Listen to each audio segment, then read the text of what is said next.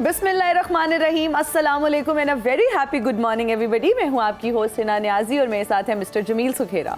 Miss Hina Niazi, thank you very much for introducing me. Good morning and welcome to Suno Pakistan. नाज़रीन, उम्मीद करते हैं आप बिल्कुल खैरियत से होंगे। सबसे पहले जल्दी से आज की बड़ी खबरों पर नजर डालते हैं। सुप्रीम कोर्ट पीएनपी केस की आज समाअत होनी है और ऑडियो लीक्स कमीशन केस के हवाले से जजेस पर एतराज़ात वाली हुकूमती दरखास्त वापस कर दी गई है, जबकि तीसरी जानिब आसिफ अली जरदारी इन एक्शन नजर आ रहे हैं और तरीन ग्रुप भी ऐसे में बहुत सरगर्म है, मुल्की सियासत में जोड़ तोड़ उरूज पर है। और आज का सबसे अहम सवाल क्या है कि मधुबाला को कहां मुंतकिल किया जा रहा है। मधुबाला भाई हथनी मधुबाला को कहां शिफ्ट किया जा रहा है, और इस पर भी आज हम तफसील से बात करेंगे, क्योंकि हमारे अगर हम मुल्की निज़ाम की पिछले दिनों भी बहुत ही एक अफसोसनाक वाक़या सामने आया, और अगर हम एनिमल्स की बात करें, एनिमल राइट्स की बात करें, तो उस पर हमारे मुल्क में उस तरह से तवज्जो नहीं दी जाती। आज हम तफसील से बात करेंगे कि मधुबाला हथनी जो है उनको कहाँ मुंतकिल किया जा रहा है। बिल्कुल जनाब, लेकिन सबसे पहले अच्छी खबर, हुकूमत ने पेट्रोलियम मसनूआत की कीमतों में फिर कमी कर दी है। पेट्रोल 8, डीजल 5 रुपए फी लीटर सस्ता कर दिया गया है, जबकि मिट्टी के तेल का रेट जो है वो बरकरार रखा गया है। पेट्रोल की फी लीटर कीमत 262 रुपए, डीजल की कीमत 253 रुपए फी लीटर हो गई है। अब इस पर कयासराइयां भी थी और अवाम डिस्कस कर रही थी कि पेट्रोल की कीमत में कब कमी होगी। और बड़ी अच्छी जमील खबर है कि 8 रुपए जो है फी लीटर अगर कमी कर दी गई है तो काश 80 रुपए हो जाती। काश, लेकिन मुझे लगता है काश में ना नाउमीदी थोड़ी झलकती है, तो हमें काश का लफ्ज इस्तेमाल नहीं करना चाहिए। उम्मीद पर दुनिया कायम है। हमें ये कहना चाहिए कि इंशाल्लाह आने वाले दिनों में और ज्यादा बेहतरी आएगी। लेकिन इस हवाले से इसहाक डार साहब का क्या कहना था आपको भी ये आपकी ऑप्टिमिस्टिक सोच मुझे अच्छी लगी है। Thank you. इसहाक डार साहब का क्या कहना था ये जानते हैं। जो कि 16 मई से लेकर 31 मई तक जो कीमतें लागू थी, उस वक़्त 30 रुपए कमी की थी, तो इसमें मज़ीद 5 रुपए की कमी आज की जा रही है। और जो 258 रुपए फी लीटर डीज़ल है, हाई स्पीड डीज़ल, वो 253 रुपए फी लीटर होगा। दूसरी जो पिछली दफ़ा कमी की गई थी वो पेट्रोल की कीमत में की गई थी, और पेट्रोल की कीमत जो थी उस वक़्त जो मैक्सिमम गुंजाइश निकल सकती थी वो 12 रुपये की गई थी। आज मज़ीद उसमें 8 रुपये की कमी करके तो वो टोटल जो है पिछली और ये 20 रुपये टोटल कमी हो जाएगी। तो ये 270 रुपये से इसकी कीमत कम करके 262 रुपये फ़ी लीटर की जा रही है। और जनाब, ऑडियो लीक्स कमीशन केस के हवाले से आपको बताएं कि सुप्रीम कोर्ट ने जजेस पर एतराज़ात वाली हुकूमती दरखास्त वापस कर दी है और रजिस्ट्रार ऑफिस ने एतराज़ आयद किया कि जो दरखास्त करनी हो वो खुली अदालत में करें। बिल्कुल जी। और वफाकी हुकूमत ने ऑडियो लीक्स कमीशन केस में बेंच पर एतराज़ात उठाते हुए chief justice Ejazul Ahsan, justice Munib Akhtar के खिलाफ दरखास्त दायर की थी और इस्तदा की गई थी कि chief justice Umar Ata Bandial, justice Ejazul Ahsan, justice Munib Akhtar 5 जो ऑडियो लीक्स का मुकदमा था वो ना सुने और 3 मोअज़्ज़िज़ जजेस 5 रुकनी लार्जर बेंच में बैठने से इनकार कर दें। वफाकी हुकूमत ने ऑडियो लीक कमीशन के खिलाफ दरखास्तों पर नया बेंच तश्कील देने की इस्तदा करते हुए कहा था कि 26 मई को समाअत के दौरान चीफ जस्टिस पर उठे एतराज को पजीराई नहीं दी गई।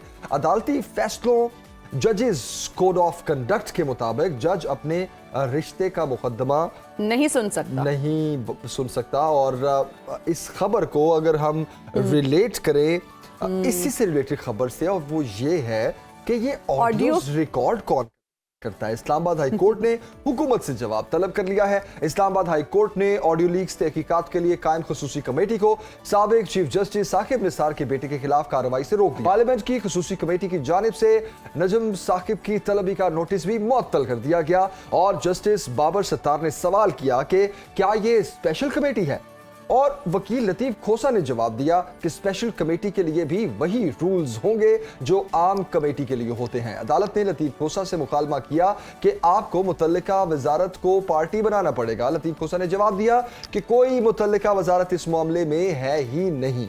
इस मुतालिक तफसील से जानते हैं। ऑडियो लीक्स की तहकीकात। इस्लामाबाद हाई कोर्ट ने पार्लियामेंट की हुसूसी कमेटी को साबिक चीफ जस्टिस साकिब निसार के बेटे नजमुस साकिब के खिलाफ कार्रवाई से रोक दिया। ऑडियोज रिकॉर्ड करने पर वफाकी हुकूमत से जवाब भी तलब। ऑडियो लीक्स की तहकीकात के लिए पार्लियामेंट की हुसूसी कमेटी की तश्कील के खिलाफ दरखास्त पर समाअत हुई। नजमुस साकिब के वकील लतीफ खोसा ने मौक़िफ़ इख्तियार किया कि पार्लियामेंट को दो प्राइवेट अफराद का मामला देखने का इख्तियार नहीं। इस्लामाबाद हाई कोर्ट ने कमेटी को कार्रवाई से रोकते हुए नजमुस साकिब की तलबी का नोटिस भी मुअत्तल कर दिया। समाअत के दौरान जस्टिस बाबर सत्तार ने सवाल किया कि ये ऑडियोज रिकॉर्ड कौन करता है, इसका जवाब दिया जाए। अदालत ने कार्रवाई के हवाले से हुक्म इम्तना जारी करते हुए वफाकी हुकूमत को 19 जून के लिए नोटिस जारी कर दिया। वाज़ेह रहे कि स्पीकर कौमी असम्बली राजा परवेज अशरफ ने साबिक चीफ जस्टिस साकिब निसार के बेटे की ऑडियो लीक की तहकीकात के लिए खसूसी कमेटी कायम की थी। नजमुस साकिब ने खसूसी कमेटी की तश्कील को इस्लामाबाद हाई कोर्ट में चैलेंज कर रखा है। मुबैना ऑडियो में नजमुस साकिब PTI के टिकट होल्डर अबू जर चदर से टिकट के मामले पर गुफ्तगू कर रहे थे। इसी सारे मामले पर बात करते हैं माहिर कानून राजा आमिर अब्बास इस वक्त में ज्वाइन कर चुके हैं। राजा आमिर साहब, बहुत शुक्रिया ज्वाइन करने के लिए। सर, सबसे पहले तो ये जो PNP बिल है, इस केस की समाअत के हवाले से आप क्या कहेंगे? PTI ने भी बिल को कलअदम करार देने की इस्तदा कर दी है, बहुत इस पर बहस चल रही है।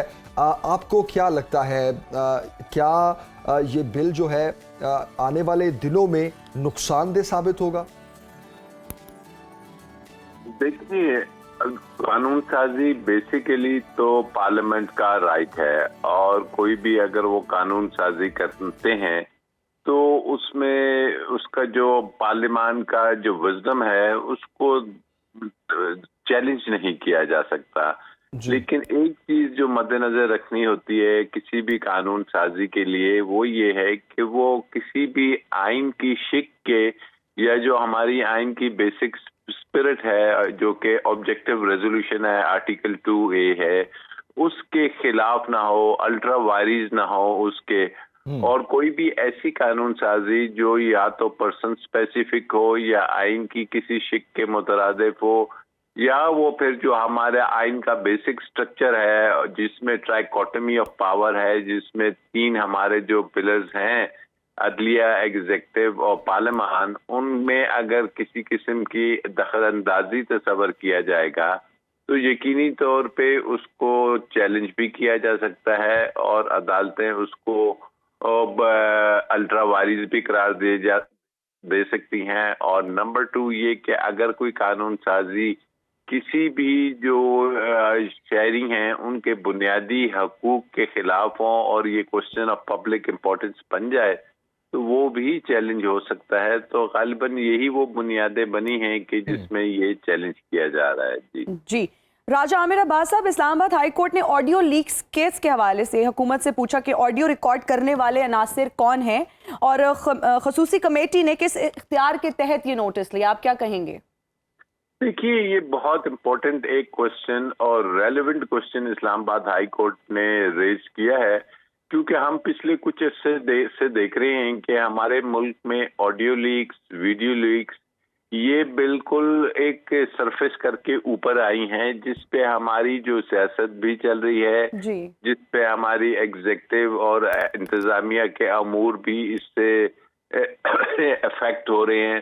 तो इस चीज को देखते हुए ये सिलसिला हुआ कि जब मरियम बीबी ने एक वीडियो लगाई थी एक अकाउंटेबिलिटी की कोर्ट के बारे में और उस वक्त एक प्रेसर के जरिए उन्होंने इसको सामने लाए, तो ये मैटर अल्टीमेटली सुप्रीम कोर्ट में चला गया था।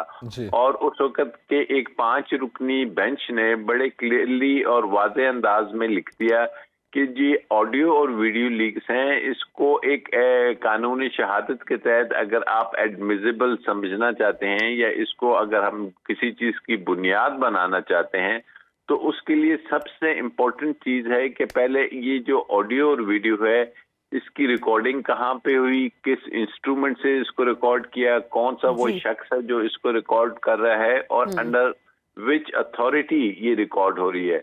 क्योंकि हमारे मुल्क में ये कवानीन हैं कि आप किसी की प्राइवेसी को आप उसमें अमल वो नहीं कर सकते, उसमें आप एंटर नहीं कर सकते और इस पे जजमेंट्स भी हैं, कानून भी है। जी। और अगर किसी शख्स पे कोई उसको हमने ट्रैक करना है या उसकी सर्वेलेंस करनी है जी। तो उसका तरीक़ेकार ये है कि हुकूमत अदालत से इजाज़त ले सकती है और बता सकती है कि जी कोई टेररिज्म का खतरा है या कोई ऐसी एंटी नेशनल या स्टेट बात है कि जिसको हमने मॉनिटर करना है, ट्रैक करना है और उसके लिए हम रिकॉर्डिंग कर रहे हैं। सही। लेकिन किसी भी प्राइवेट शख्स की अगर या कोई ऑडियोस रिकॉर्ड होती हैं तो वो तो एक काबिले दस्तंदाजी ये पुलिस एक जुर्म है, बल्कि इसमें 3 साल तक की सजा हो सकती है। जी। और अगर हम अपनी आईनी और ये एक कानूनी हिस्ट्री देखते हैं तो 1998 में बेनजीर भुट्टो मोहतरमा की जो गवर्नमेंट गई थी उसमें एक एलिगेशन यही था कि जजेस की जो है ऑडियोस रिकॉर्ड की जाती थी, तो उसमें वो हुकूमत फारिग करने का एक सबब ये भी बना कि उन्होंने कहा कि आप गैर कानूनी तौर पे ऑडियोस को या किसी के फोन कॉल को आप टैप नहीं कर सकते। तो tapping of phone calls is basically an offence unless and until के उसके लिए आपके पास लीगल जवाज ना हो। तो अब ये इश्यूज दोबारा क्रॉप अप करा गए हैं। इसमें जो कमीशन बना है सुप्रीम कोर्ट ऑफ पाकिस्तान में उसमें को भी चैलेंज किया गया है सुप्रीम कोर्ट में। उसमें भी बेसिक यही क्वेश्चन है कि जो TORs हैं उसमें सबसे पहला तो टर्म ऑफ रेफरेंस होना चाहिए कि ये ऑडियोज और वीडियोज जो हैं या ये जो फोन टैपिंग है ये करता कौन है, इसकी सोर्स कौन सी है और किस इख्तियार के तहत। और यही सवाल इस्लामाबाद हाई कोर्ट ने बड़े रेलेवेंट अंदाज में किया है। अब देखते हैं कि हुकूमत इसका जवाब क्या देती है कि जनाब ये कहाँ से आ जाती हैं ऑडियोज और फोन टैपिंग और कौन रिकॉर्ड करता है। तो आई थिंक कि ये बहुत इंपॉर्टेंट इशू है और इस पे अगर कोई एक वाज़ेह फैसला आ जाता है तो ये आइंदा के लिए हमारे लिए बड़ा अच्छा होगा, क्योंकि किसी की प्राइवेसी को इस अंदाज में अफेक्ट नहीं किया जाता। बिल्कुल। अच्छा, अब और राजा साहब ये तो सबको पता है कि सबको नहीं भी पता तो अदालत को तो पता ही है कि ये रिकॉर्डिंग कौन करता है, लेकिन मामला सर ये है कि क्यों की जाती है और इसको फिर लीक क्यों किया जाता है, इस पर हमारा कानून क्या कहता है?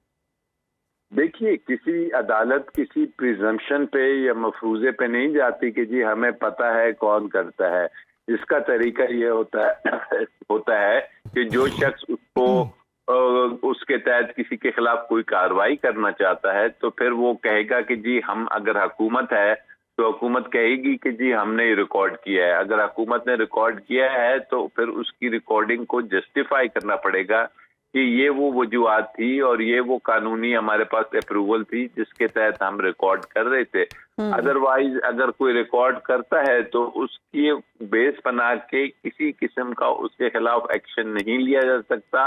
और अगर हुकूमत आ जाती है कि जी हमने रिकॉर्ड की है या किसी एजेंसी ने रिकॉर्ड की है तो फिर उनको जस्टिफाई करना पड़ेगा कि आप कैसे दो प्राइवेट चेक्स की। और खास कर इसमें तो अनफॉर्चुनेटली हमारी जुडिशरी की और जजेस के और लॉयर्स के ये है कि लॉयर और एक क्लाइंट का जो भी आपस में बात होती है उसको कानून ने प्रोटेक्शन दी हुई है कि उसके बारे में आप ना पूछ सकते हैं ना उस कन्वर्सेशन को पब्लिक किया जा सकता है। तो बहुत अहम कानूनी इसमें नुकात शामिल हैं कि जिसपे जस्टिस बाबर सत्तार साहब ने बड़े रेलेवेंट अंदाज में ये क्वेश्चन रेज किया है। और मुझे लग रहा है कि एक बड़ा अच्छा इसमें हमें फैसला आ जाएगा और हमें क्लियर हो जाएगा। दुनिया में इस चीज की इजाजत नहीं है कि आप किसी की प्राइवेसी और किसी की प्राइवेट फोन कॉल्स को टैप करें। बिल्कुल बिल्कुल सही। राजा आमिर अब्बास साहब, बहुत शुक्रिया हमें ज्वाइन करने के लिए, कानूनी राय देने के लिए। और इसमें कोई शक नहीं है कि जो ऑडियो लीक्स का मामला है ये बहुत संगीन जुर्म है। इस पर हम मजीद बात करते हैं। सीनियर एनालिस्ट और एंकर पर्सन हबीब अकरम साहब इस वक्त हमें ज्वाइन कर चुके हैं। हबीब अकरम साहब, बहुत शुक्रिया ज्वाइन करने के लिए। सर, सबसे पहले तो ऑडियो लीक्स कमीशन के हवाले से बात कर लेते हैं। इसके खिलाफ दायर दरखास्तों के केस में वफाकी हुकूमत के बाद ऑडियो लीक्स इंक्वायरी कमीशन ने भी सुप्रीम कोर्ट के बेंच पर एतराज उठा दिया है। इस पर एक तो आपकी राय क्या है, क्या कहेंगे आप? और फिर चंद दिनों की खामोशी के बाद अदलिया में एक बार फिर से महाजराई का आगाज शुरू हो गया है, इसको किस नजर से देख रहे हैं आप? ये बड़ी बदकिस्मती की बात है कि पाकिस्तान का वो इदारा जिस पर हमेशा से लोगों को एतमाद भी रहा है और इसके साथ साथ वहाँ पर जो फैसला होता रहा है उसको हमेशा मान लिया जाता रहा है। उसकी वजह ये रही है कि सुप्रीम कोर्ट के अंदर जो इख्तलाफ होता था वो कभी बाहर नहीं आया, ज़्यादा से ज़्यादा फैसलों में झांकता था। इस वक्त जो सुप्रीम कोर्ट के अंदर के इख्तलाफात हैं उसने इस इदारे को इतना कमज़ोर कर दिया है कि हम हर बुरी बात इससे मतलब हर बुरी बात का वकू सुप्रीम कोर्ट के अंदर से हम तवक्को कर लेते हैं और या बड़े आराम से ये बात कह देते हैं कि जनाब मुहाज़राई है। तो मुहाज़राई की कैफियत अनफॉर्चुनेटली है और बिलखुसूस हमारे जो चीफ़ जस्टिस जो उमरता बंदयाल साहब हैं और हमारे सीनियर जस्टिस जनाब जस्टिस फ़ाइज़ ईसा साहब, उन दोनों के दरमियान जो इख्तलाफात हैं वो किसी से ढके छुपे नहीं हैं और ये इख्तलाफात ख़त्म होने का नाम ही नहीं ले रहे। लिहाजा इस वजह से अगर ये कहा जाए कि जस्टिस फ़ाइज़ ईसा को एतराज़ है उमरता बंदयाल साहब पे, तो ये कोई गैर मामूली बात नहीं है। मैं समझता हूँ कि ये एक रूटीन की बात है। एक्सपेक्टेशन यही है कि उमरता बंदयाल साहब पे हुकूमत के साथ साथ फ़ाइज़ ईसा साहब को भी एतराज़ात होंगे। और अब ये एतराज़ात कितने जेन्युइन हैं कितने नहीं हैं, अहम बात यह है कि हमारी सुप्रीम कोर्ट जो है वो तकसीम है और सुप्रीम कोर्ट के अंदर जो तकसीम है उसके असरात बहरहाल सोसाइटी पर भी पड़ेंगे और वो जो अपने उसके फ़ैसलों का तहक्कुम है वो भी कमज़ोर होगा। खा उमरता बंदयाल साहब पे एतराज़ हो गया, उमरता बंदयाल साहब चीफ़ जस्टिस ना रहे, जस्टिस फ़ाइज़ ईसा ही बन जाए चीफ़ जस्टिस, तो उसके बाद भी ये हमें इस बात को समझना चाहिए कि हमारी जो सुप्रीम कोर्ट है उसके तहक्कुम में काफ़ी कमी आई। अच्छा हबीब अकरम साहब, सियासी जोड़ तोड़ की बात करते हैं। दावा ये किया जा रहा है कि जहांगीर तरीन साहब की पार्टी में पीटीआई के 100 से ज़ायद साबिक अरकान शामिल होने जा रहे हैं और माजी की अगर बात करें तो इसी तरह होता रहता है कि एक पार्टी छोड़कर दूसरी पार्टी में शामिल हो जाते हैं और पुराने लोग ही नई पार्टी में शामिल हो जाते हैं। एक तो आप इस नई पार्टी का मुस्तकबिल क्या देखते हैं? ये पुराने लोग मिलकर कैसे नई पार्टी बनाएंगे और क्या ये पार्टी किंग्स पार्टी बनने जा रही है? जहाँ तक किंग्स पार्टी का ताल्लुक है तो इस बारे में तो सबके दावे ही हो सकते हैं। सारी पॉलिटिकल पार्टीज पाकिस्तान में ये तासुर देती हैं कि दरअसल वही किंग्स पार्टी हैं और आगे वही इक़्तिदार में आना चाहती हैं। लेकिन जहाँ तक जहांगीर खान तरीन साहब का ताल्लुक है तो जहांगीर खान तरीन साहब के पास बेस्ट ऑप्शन ये थी कि जब वो इमरान खान साहब की हुकूमत से निकले थे या निकाले गए थे तो उस वक्त वो एक पोजीशन लेते और उस पोजीशन को वो मैच्योर करते हुए अगर आज आते, यानी आज के दिन उनके पास वाकई अपनी बनाई हुई पार्टी होती मौजूद होती तो शायद वो एक उसके बारे में एक पॉजिटिव बात की जा सकती थी।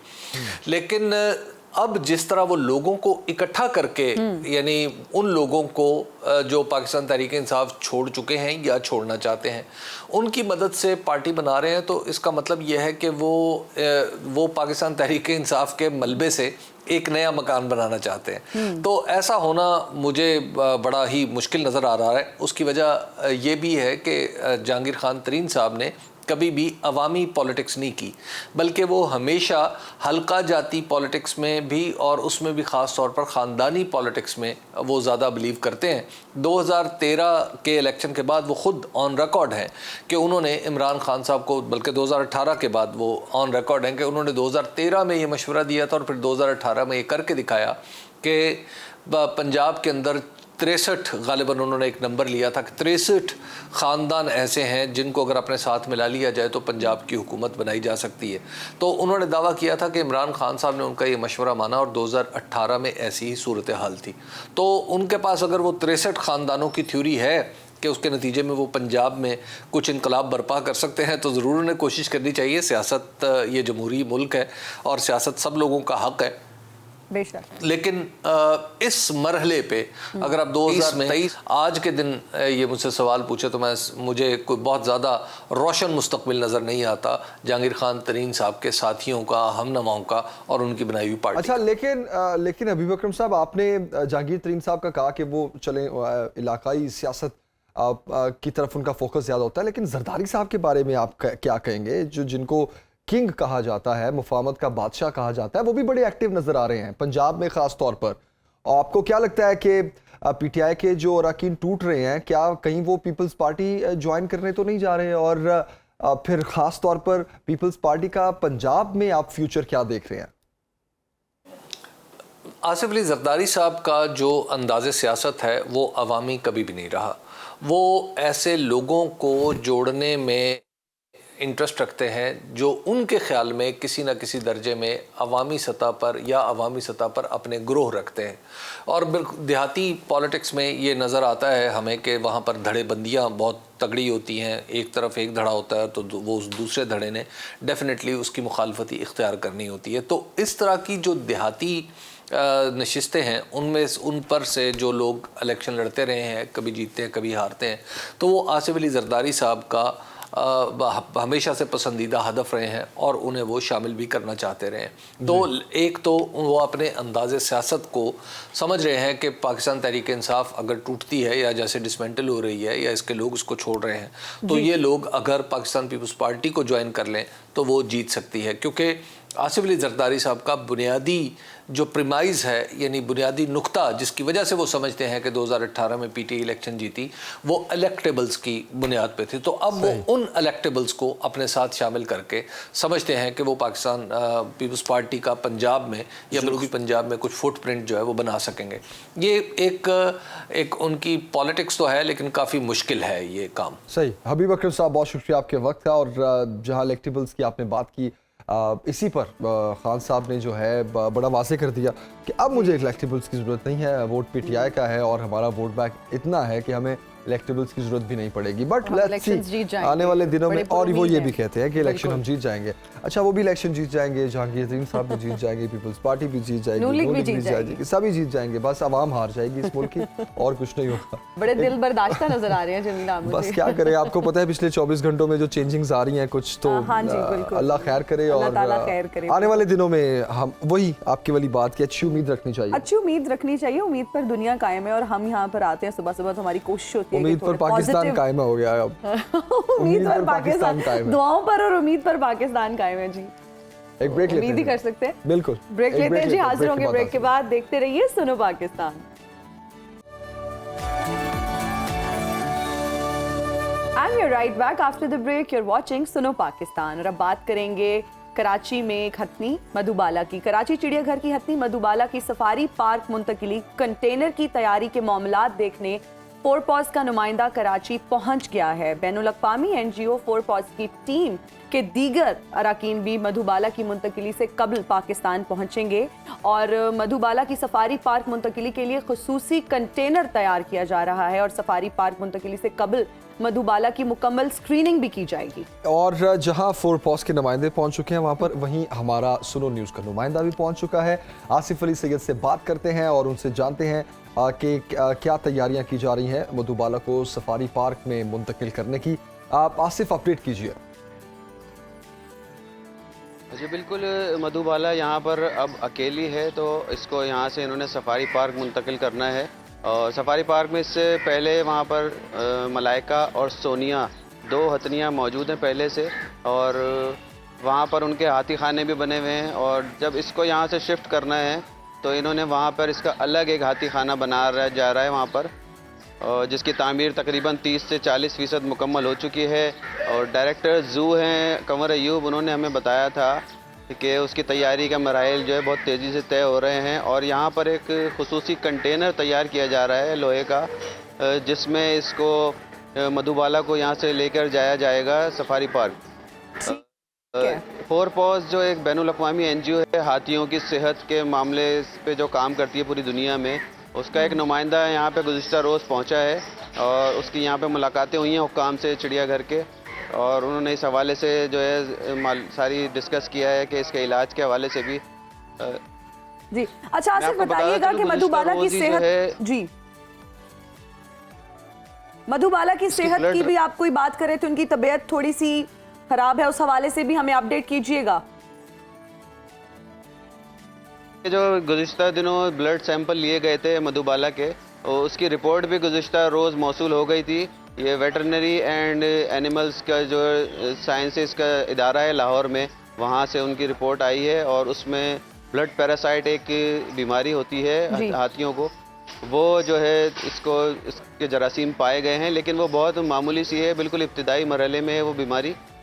जो यहाँ पे डॉक्टर्स हैं यहाँ वेटरनरी और यहाँ के जो डायरेक्टर हैं, उनका कहना है कि फोरपॉज का नुमाइंदा जो आया है वो यहाँ पर उनसे वीडियो लिंक के ज़रिए अपने जो डॉक्टर आमिर खलील हैं फोर्ट पोस्ट के सरबराह, उनसे रब्ता करेंगे और उनको बताएंगे और उसकी सारी इसकी जिसामत दिखाएंगे, इसको दिखाएंगे वीडियो के ज़रिए, और उनके मशवरे पर इसको इंजेक्शंस या जो दवाएं हैं वो दी जाएंगी मधुबाला को, जिसके बाद उनका कहना है कि 15 से 20 दिन का यह इलाज होगा और उसके बाद ये मुकम्मल सेहतयाब हो जाएगी और ये इन्फेक्शन जो है, जो जरासीम है, ब्लड पैरासाइट, ये ख़त्म हो जाएगा और ये मुकम्मल तौर पर जो है उसको फिट करार दिया जाएगा और उसके बाद इसको यहाँ से इसकी मुंतकली का सिलसिला वो शुरू होगा और फोर्ट पोस्ट के जो बाकी नुमाइंदे हैं, दीगर अरकान, वो आएंगे और अपनी निगरानी में उसको यहाँ से चिड़ियाघर से सफारी पार्क शिफ्ट किया जाएगा।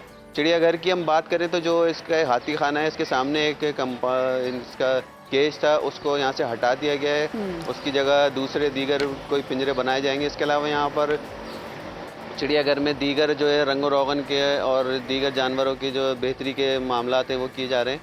यहाँ से जब इसको शिफ्ट करेंगे ये मधुबाला को, तो इसके ब्लड की स्क्रीनिंग की जाएगी मुकम्मल दोबारा से और इसके तमाम टेस्ट किए जाएंगे ताकि ये बिल्कुल सेहतमंद और किसी बीमारी की शिकार ना हो और बिल्कुल सेहतमंद हो। और यहाँ से जब इसको शिफ्ट किया जाए, क्योंकि वहाँ पे दीगर 2 हथनियाँ भी हैं, मलाइका और सोनिया, तो उनको किसी किस्म की कोई बीमारी लाहक ना हो, इसकी वजह से इसको जब वहाँ शिफ्ट करेंगे तो कुछ अरसे इसको पहले अकेला रखेंगे वहाँ पर ताकि ये दीगर 2 हथनियों के साथ मानूस हो जाए और उसके बाद फिर इन तीनों को एक साथ छोड़ा जाएगा। उसके लिए वहाँ पे एक 8 एकड़ की जो है अराजी भी मख्तस कर दी गई है और वहाँ पर सफाई की गई है गुज़िश्ता दिनों काफ़ी बड़े रकबे की सफारी पार्क में, जहाँ पर इन तीनों को रखा जाएगा। जी ठीक है। अच्छा, आसिफ अली सैयद, ज़रा ओवरऑल सिचुएशन भी बताइए कराची चिड़ियाघर की, क्योंकि पिछले दिनों अच्छी खबरें नहीं आ रही थी और हम हर साल देखते हैं कि गर्मियों में कोई खातिर खा इंतज़ाम नहीं किए जाते और गर्मियों में ज़्यादा ये शिकायत रिपोर्ट होती है कि जानवरों का ख्याल रखने के लिए वहाँ पर इंतज़ाम नहीं किए जाते। तो क्या इस बार गर्मियों में कोई इंतज़ाम किए गए हैं कि वहाँ पर जो जानवर हैं वो महफूज रहें? जी हाँ, बिल्कुल। ये गुज़िश्ता जो अदवार थे, जो साबका एक डायरेक्टर थे खालिद हाशमी, उनके दौर में काफ़ी शिकायत थी। एक टेबी टाइगर था बहुत कीमती, वो मरा था। उससे पहले वाइट लॉयन एक मर गया था यहाँ चिड़ियाघर के अंदर। ये बहुत कीमती टाइगर्स थे जो 2 मरे थे। उसके अलावा ये नूरजहाँ की बीमारी जो थी, इसको छुपाया गया मुबैना तौर पर उनकी जानिब से और उसका इलाज बाकायदा नहीं किया गया, जिसकी वजह से उसकी बीमारी बढ़ गई और वो इतनी बड़ी कि बिलाखिर उसको अपनी जान देनी पड़ी बीमारी की वजह से। लेकिन इस वक्त जब से हम इसको कवर कर रहे हैं पूरे मामले को, अब जो है चिड़ियाघर के जो इंतज़ामिया है, जो मामलात हैं, इसके काफ़ी बेहतरी हमें दिखाई दी है। क्योंकि जब फोर्ट पोस्ट की टीम लास्ट टाइम आई हुई थी, उन्होंने तमाम जानवरों के ब्लड टेस्ट लिए थे जितने भी चिड़ियाघर में हैं। अब उनके रिपोर्ट्स सिर्फ आना बाकी हैं, उससे पता चल जाएगा कि तमाम जानवरों की सेहत के हवाले से, कि अब वो सेहत के हवाले से कैसे हैं।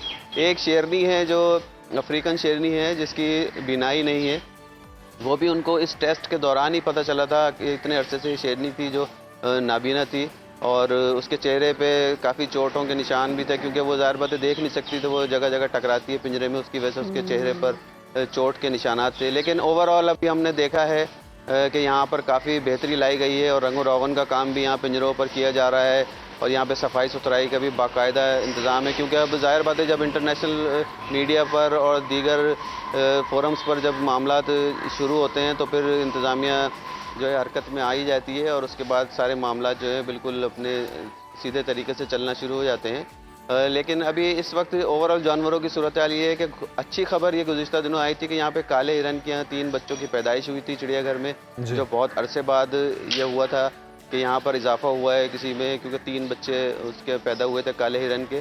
तो ये एक अच्छी खबर थी चिड़ियाघर से कराची के। बिल्कुल सही। आसिफ अली सैयद, बहुत शुक्रिया, आपने हमें तफसीलन आगाह किया और चिड़ियाघर के हवाले से भी तफसीलन आपने बताया और ख़ास तौर पर मधुबाला को जब शिफ्ट किया जाएगा तो उससे पहले फोर्ट पोस्ट की टीम पहुंच रही है, उसकी पूरी वैक्सीनेशन होगी, स्क्रीनिंग होगी, उसके बाद उसको सफारी पार्क में शिफ्ट बहुत ज़रूरी था जमील, क्योंकि पहले भी अगर हम हथनी नूरजहाँ की बात करें, बिल्कुल, और एनिमल राइट्स की भी जब हम जगह जगह बात करते हैं, इंटरनेशनल मीडिया पे इस खबर को बहुत ज़्यादा उछाला गया, उसके बाद जो है वो हुकूमत की इस तरफ तवज्जो आई और आई थिंक हमें जानवरों के हकूक़ का ख्याल रखना चाहिए, उनकी सेहत का भी ख्याल रखना चाहिए। वो बोल नहीं सकते लेकिन ख्याल, जानवरों का भी कैसा एक बॉन्ड होता है आपस में कि वो अकेले नहीं रह सकते। इसीलिए अभी आपने देखा कि वो जो 2 हथनियाँ हैं सोनिया और मलाइका, उनके साथ उनको शिफ्ट करने से पहले वो कह रहे हैं कि उनको पहले अलहदा पिंजरे में रखा जाएगा, फिर आराम से उनको उनके साथ शिफ्ट कर दिया जाएगा, क्योंकि क्या ये जाते लड़ पड़ते हैं, क्या होता है? I don't know, I'm clueless. Who are you? ऐसे तो नहीं हो रहा। Why are you here in our territory? खैर एनीवेज जी, हम उम्मीद करते हैं कि अच्छे तरीके से मुंतकिली का मामला जो है वो सॉर्ट आउट हो जाए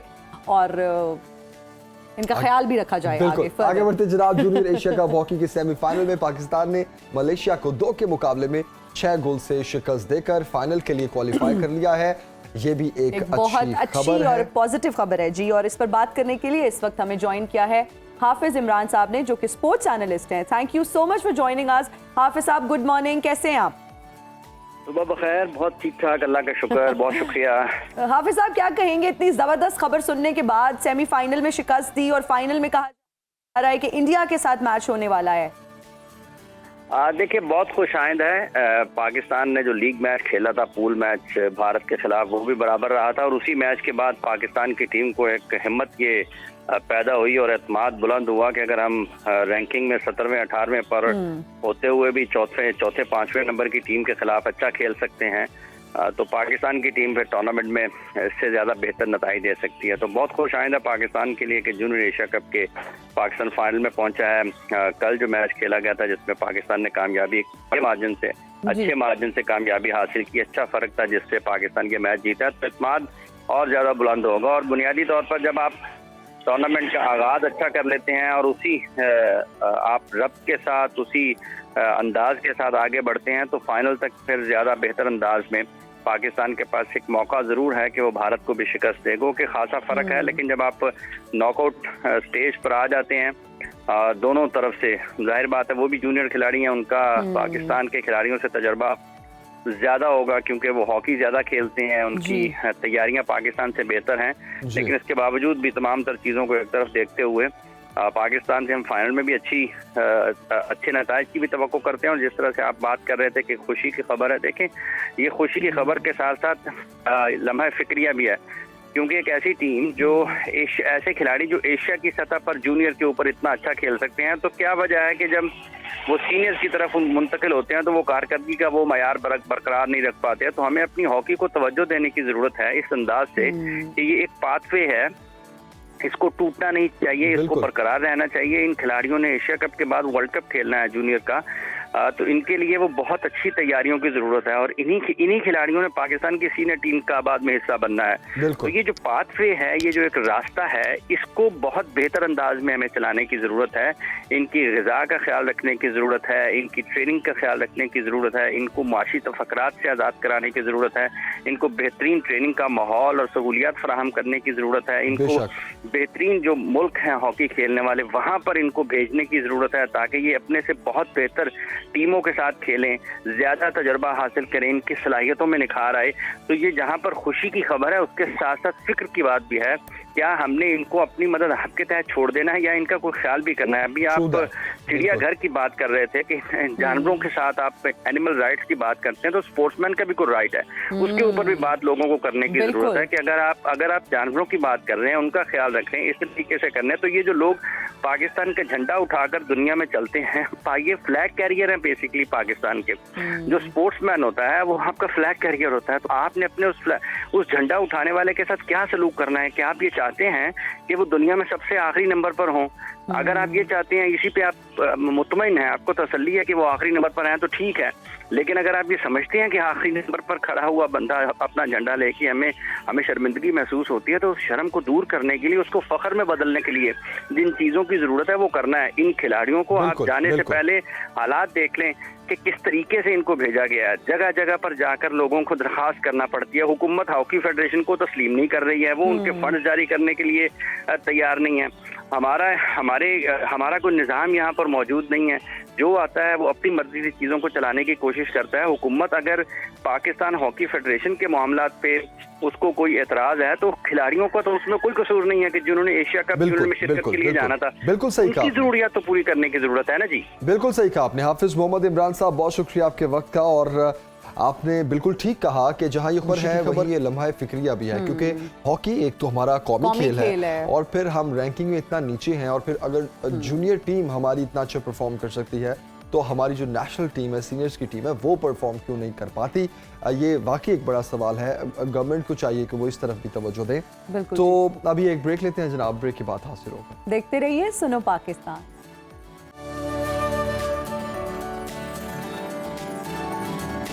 और हम हाजिर हैं ब्रेक के बाद। Punjab council of the arts, information and culture department Punjab के ज़ेरे एहतमाम 3 से 4 जून 2023 को लाहौर में 2 रोज़ा सूफ़ी फेस्टिवल का इनकाद जो है वो होने जा रहा है। और अगर इसकी बात करें, इसमें सूफ़ी कॉन्फ्रेंसेज होंगी, सूफ़ी म्यूज़िकल प्रोग्राम्स होंगे, सूफ़ी डांस परफॉर्मेंस और बुक फेयर भी शामिल है। और अगर टाइमिंग्स की बात करें तो ये फेस्टिवल दोपहर 2 बजे से रात 8 बजे तक मुनक्किद होगा। और सूफ़ी कॉन्फ्रेंसेज में अगर हम बात करें तो तसव्वुफ़ और असरी दुनिया में इसकी मुताबिकत पर भी गुफ्तगू की जाएगी। बिल्कुल जनाब, और इस पर हम तफसील से बात करते हैं कि सूफ़ी फेस्टिवल के इनकाद का मकसद क्या है। ख़ास तौर पर मौजूदा दौर में तसव्वुफ़ की अहमियत पर जोर दिया जाएगा और बात की जाएगी इस फेस्टिवल में मज़ीद कौन कौन से प्रोग्राम इसमें शामिल होंगे। हमारे साथ मौजूद हैं डीजी पंजाब आर्ट काउंसिल महबूब आलम साहब। महबूब आलम साहब, बहुत शुक्रिया ज्वाइन करने के लिए। गुड मॉर्निंग, कैसे हैं आप? Thank you very much for joining. Sir, सबसे पहले तो सूफ़ी फेस्टिवल के इनकाद का मकसद क्या है और पूरा प्लान इसका क्या है फेस्टिवल का? Please share. जी, मैं अर्ज़ करता हूँ। बुनियादी तौर के ऊपर पंजाब आर्ट काउंसिल का ये मैंडेट है और ये पंजाब की सबसे बड़ी कल्चरल बॉडी है। इसका मैंडेट है कि इसने जो ट्रू कल्चर है पंजाब का और लिटरेचर को प्रमोट करना है, हेरिटेज का, बोथ टेंजिबल एंड इनटेंजिबल। तो अब जब हम कल्चर के हवाले से आते हैं तो अब यहाँ पे जो सूफ़ी कल्चर है, सूफ़ी पोइट्री का कल्चर है, चाहे वारिस शाह साहब हैं, बुल्ले शाह साहब हैं, शाह हुसैन हैं, बाबा फरीद हैं या ख्वाजा ग़ुलाम फरीद हैं, तो ये बड़ी स्ट्रॉन्ग रवायत है। तो ये ज़रूरी है कि हम इस रवायत के साथ अपनी नई नस्ल को भी कनेक्ट करें। तो इसलिए हमने दोनों चीज़ें डाली हैं, इंटेलेक्चुअल कंटेंट भी डाला है, लाइक 2 सेशंस ऑफ कॉन्फ्रेंसेस, और सेकेंडली हमने इसमें ऐड किया है म्यूजिकल एक्टिविटी। हाँ जी, और साथ बुक फेयर भी है जी। तो इस तरह से हम कनेक्ट। महबूब आलम साहब, इसमें कुछ कॉन्फ्रेंसेस भी होंगी और उसमें बात की जाएगी तसव्वुफ़ और असरी दुनिया में इसकी मुताबिकत के हवाले से। आप क्या समझते हैं मौजूदा दौर में तसव्वुफ़ क्या है, इसकी अहमियत क्या है? हाँ जी, तसव्वुफ़ तो देखें ना, हमने अल्लाह तबारक व तआला की अताअत करनी है बीइंग ए मुस्लिम, लेकिन जब हम उसमें अल्लाह तबारक व तआला की मोहब्बत का कॉन्सेप्ट ऐड कर देते हैं, जैसा कि कुरान पाक में आता है, वल्लज़ीना आमनु अशद्दु हुब्बन लिल्लाह, कि जो अहले ईमान हैं, जो लोग ईमान लाए, वो अल्लाह की मोहब्बत में बड़े शदीद वाक़े हुए हैं। ठीक है। और एक हदीस नबी पाक सल्लल्लाहु अलैहि वसल्लम से मोहब्बत की भी हमें तालीम मिलती है कि तुम में से कोई शख्स उस वक्त तक कामिल मोमिन नहीं होता जब तक कि हर चीज़ से मफ़हूम मैं अर्ज़ कर रहा हूँ, मैं ज़्यादा अज़ीज़ ना हो जाऊँ। तो जब आपकी अल्लाह के साथ एक मोहब्बत के हवाले से कनेक्टिविटी कायम होती है, तो उससे निस्बत रखने वाली जो मखलूक है, तमाम चीज़ों के लिए आप खूबसूरत, तो ये जोड़ने का फ़लसफ़ा है। किसी ने एक सूफ़ी हमारे उनसे बात की, गालिबन बाबा फरीद थे, तो कि भाई कैंची के हवाले से, कहा मैं काटने वाला नहीं, मुझे तो सुई दो, मैं तो जोड़ने वाला हूँ। वाह। तो ये जो फ़लसफ़ा है बेसिकली बुनियादी तौर पे तो एक बेसिक एक्सपीरियंस है, लेकिन जब उसको फ़िक्री सतह पे लाते हैं तो वो एक फ़िलोसफ़ी भी है और उसकी एसेंस मोहब्बत है, हारमनी है। अच्छा सर, इसकी आज के दौर में हमें बहुत ज़रूरत है। और अगर हम अपनी करंट पॉलिटिकल सिचुएशन देखें तो आई थिंक उसमें तो बहुत ज्यादा समाजी एतबार से भी, समाजी एतबार से भी, हर एतबार से। अब देखें ना, हर जगह मुख्तलिफ क्लासेस बन गई हैं, कहीं मईशत के एतबार से, कहीं होते के एतबार से, कहीं सियासत के एतबार से। तो सोसाइटी जो टूट फूट का शिकार है, उसको तो जोड़ने वाले फलसफे की, मोहब्बत के फलसफे की, हारमनी की, हम आहंगी की, और सिर्फ ये नहीं कि मुसलमानों के दरमियान, बल्कि इंटरफेथ हारमनी की भी जरूरत है। बेशक और तो ये रेलेवेंस तो बनती है, बिल्कुल बनती है। और ये फेस्टिवल अटेंड करना तो बहुत जरूरी हो गया है ना? नहीं, मैं यही कह रही हूं कि हमें जरूर इनवाइट करते हैं, आप जरूर इसके इंटेलेक्चुअल जो कंटेंट हमने डाला है उसको भी ज्वाइन करें और उसका फेस्टिविटी का पहलू है। अच्छा सर, हम भी इंशाल्लाह इसको जरूर अटेंड करेंगे। Thank you for inviting us as well. बताइएगा कि स्टूडेंट्स की अगर हम बात करें, यूथ की अगर हम बात करें, किस हद तक इंटरेस्टेड है इस तरह के फेस्टिवल्स अटेंड करने में और किस तरह के लोग आते हैं, मतलब क्या खास तौर पर इसको ऑर्गेनाइज करने में बड़ा बढ़ चढ़कर हिस्सा लेते हैं? एक तो हमारी जो अपनी टीम है वो सारी यूथ है, क्या ये डिफरेंट यूनिवर्सिटीज के स्टूडेंट्स हैं? नहीं, हमारी अपने जो असिस्टेंट डायरेक्टर्स अच्छा नई रिक्रूटमेंट है। अच्छा। और बड़े वो इंटरेस्ट के साथ कर रहे हैं, प्लस उनकी कनेक्टिविटी यूनिवर्सिटीज के साथ है, तो यूनिवर्सिटी से बड़ा अच्छा रिस्पॉन्स है। और प्रीवियसली मैं जिस स्टेशन के ऊपर था वहाँ पे भी इत्तेफाक है कि सूफीज़म के हवाले से सूफी नाइट्स हम करवाते रहे हैं। और वहाँ पे मुझे याद है कि एक इवेंट हमने किया, तो जो साथ बैठे एक साहब एजेंसी के नोट कर रहे थे, तो वो बता रहे थे 7,000, और उसमें से उन्होंने बताया कि कोई 1,500 वो सिर्फ ख़वातीन। हाँ, जबरदस्त।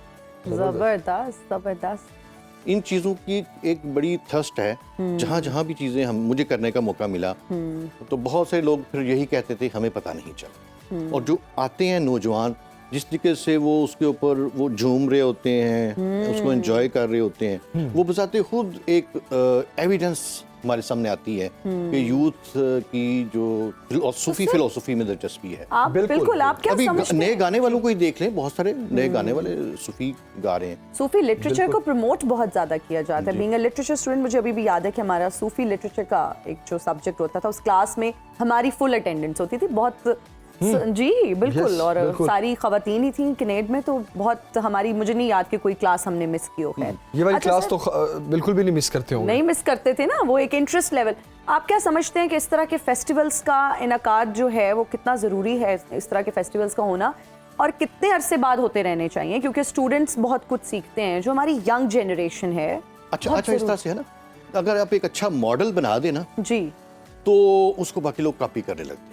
मैं उसमें वो कोई अपनी तारीफ की बात नहीं। जब वो सूफी फेस्टिवल था तो उसके अंदर थोड़ा सा इंटेलेक्चुअल कंटेंट होता था।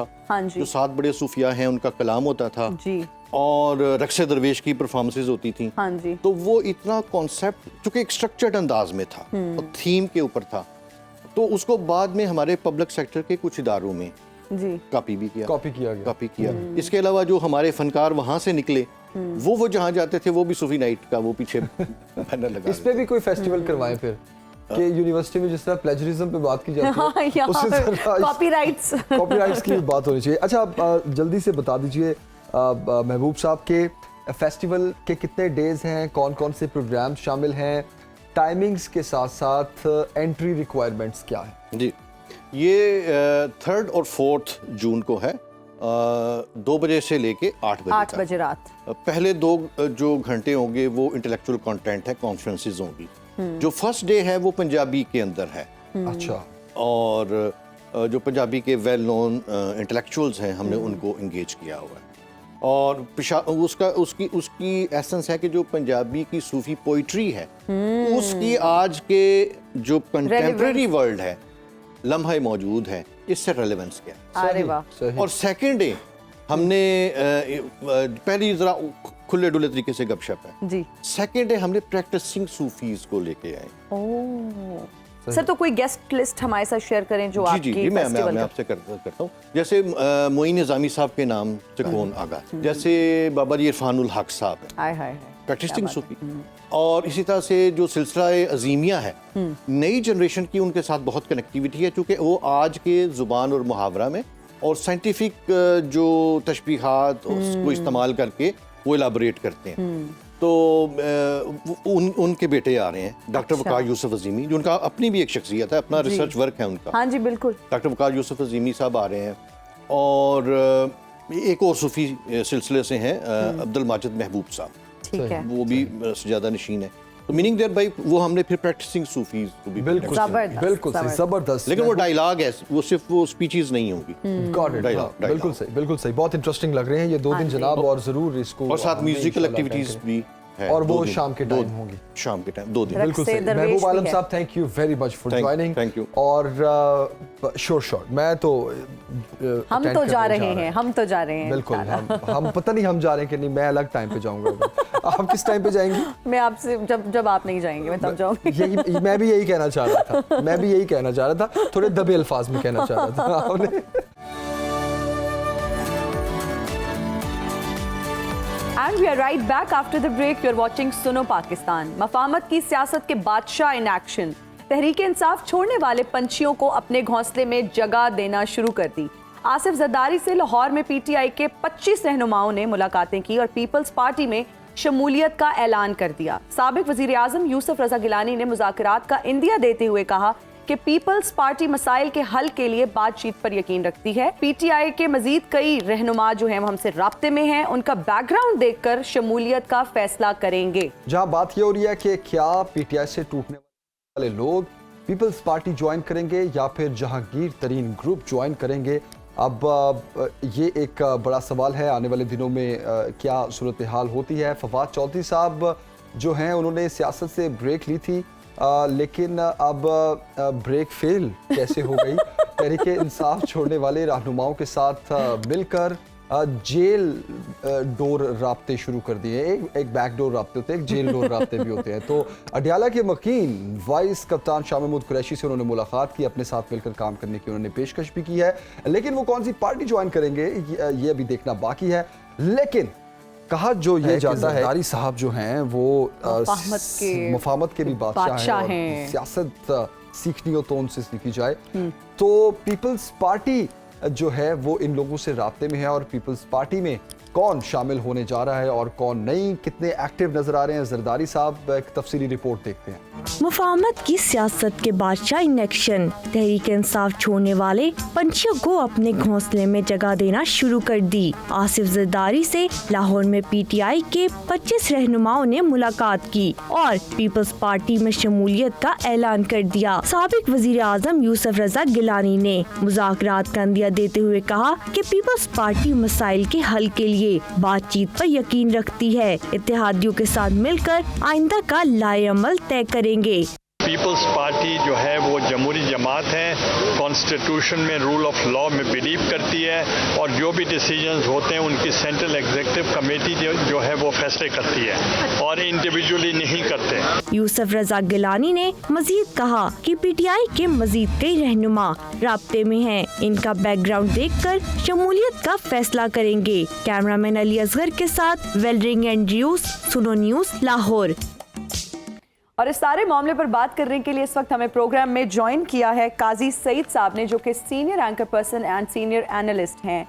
जमील, वैसे इस पर बात करना बहुत ज़रूरी है क्योंकि मफाहमत के बादशाह की हम बात कर रहे हैं। बहुत सारी खबरें जो हैं वो गर्दिश कर रही हैं। फिर जहांगीर तरीन साहब की जब पार्टी का जिक्र आता है तो कहा यह जा रहा है कि पीटीआई के 100 से ज़ायद साबिक अरकान भी इस पार्टी में शिरकत के लिए तैयार हैं और ज्वाइन करने लगे हैं।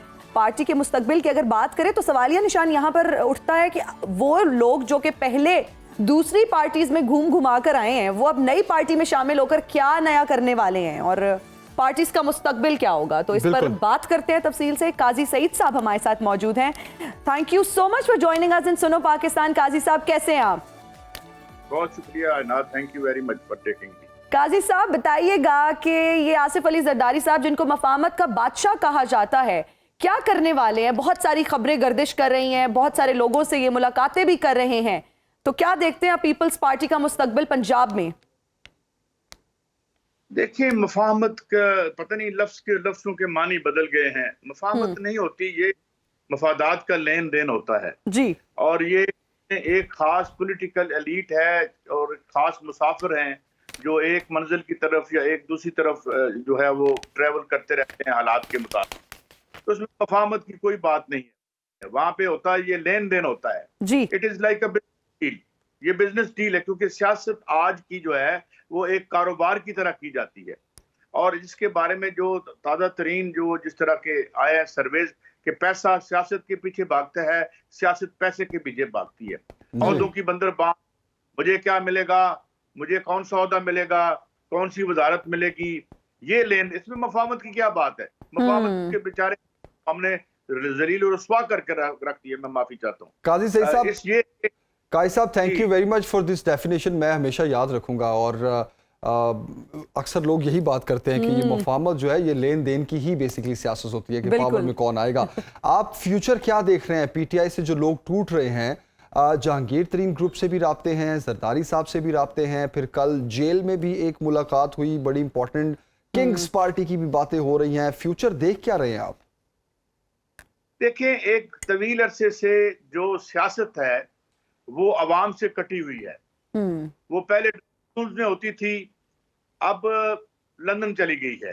तो आमतौर पर कभी मुझे लगता है कि हमें डिफेक्टो दारुल खिलाफा लंदन को बना देना चाहिए, क्योंकि आप सब वहीं यात्रा करते हैं, वहीं सारी खेल होता है। तो इसलिए फिर हमारा वही है जो हमारा हाल था, वही जो हमारा माजी था, वो तब तक रहेगा जब तक सियासत जुड़ती नहीं है इस आम आदमी के मफादात से। उसके मफादात की बजाय उसके हकूक की निगहदाश्त पर अगर सियासत उस्तवार नहीं होती तो इसका कोई फ्यूचर नहीं है। फ्यूचर होगा वजीरों के बच्चों का, मशीरों के बच्चों का, रूलिंग पार्टी के बच्चों का फ्यूचर है। 65-70% नौजवानों का वही फ्यूचर है जो उनका हाल था, जो कि मेरे ख्याल में ज्यादा काबिल रश्क नहीं है। सही सही। अच्छा काजी साहब, 2023 में आप क्या इलेक्शंस देख रहे हैं?